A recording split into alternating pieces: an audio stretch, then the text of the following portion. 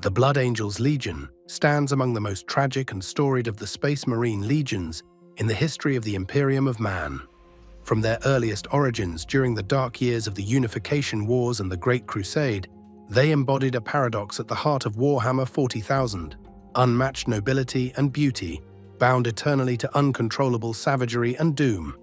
Their legend is inseparable from that of their primarch, Sanguinius, whose angelic perfection defined both their highest ideals and their deepest curse. The legion that would become the Blood Angels was originally known as the Revenant Legion. Raised from the most violent and unstable gene stock available on Terra, the early legion was brutal even by the standards of the Proto-Space Marines. They were drawn from the dregs of humanity: criminals, warlords, cannibals, and feral killers whose survival instincts bordered on monstrous. Rather than purging these tendencies, the legion's gene seed amplified them. The Revenant Legion fought with terrifying effectiveness but appalling discipline, sustaining itself through corpse-eating rituals and displaying a complete disregard for conventional morality. Other legions viewed them with suspicion and revulsion, and many within the nascent Imperium believed them to be a temporary expedient, destined for destruction once the Great Crusade stabilized.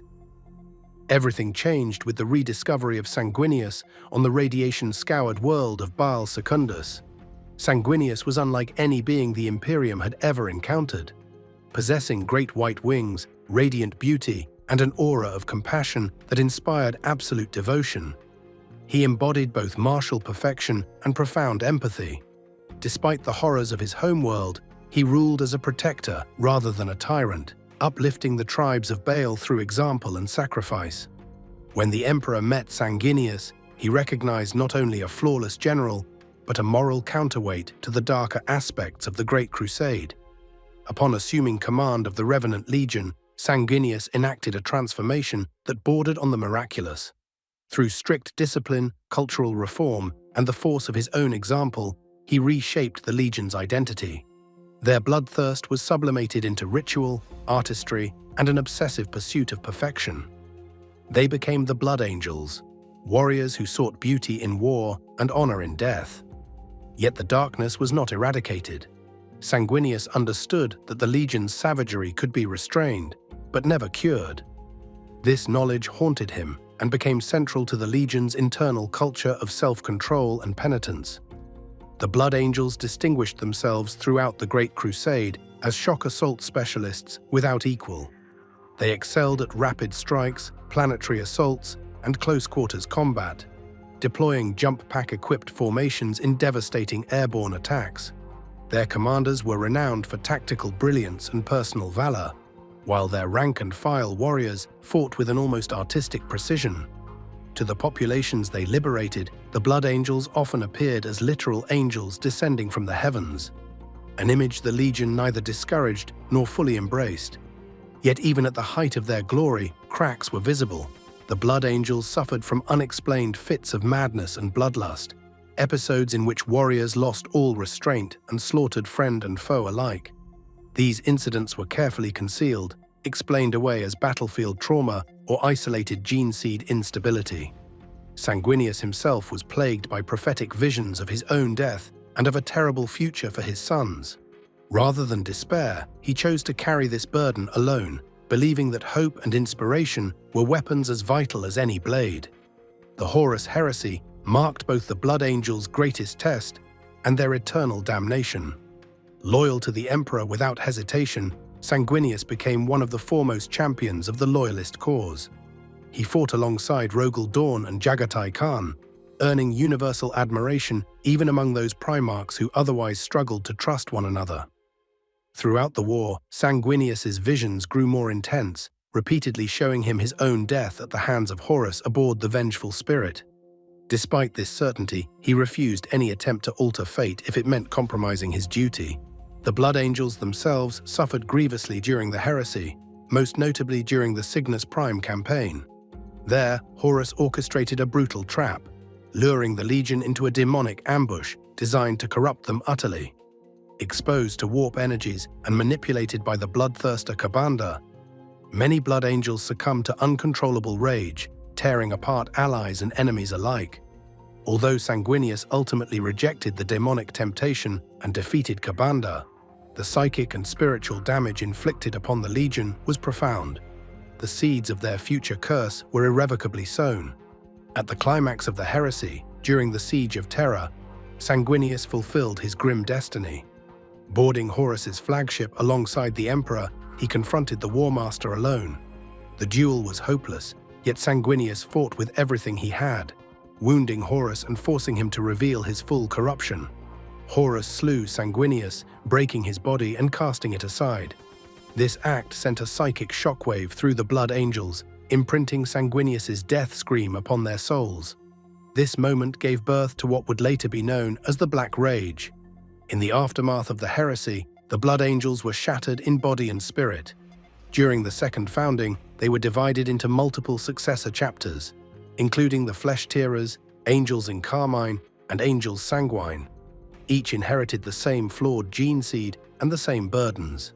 The Black Rage began to manifest with horrifying regularity, causing afflicted warriors to relive Sanguinius's final moments, believing themselves to be the Primarch fighting Horus aboard the vengeful spirit.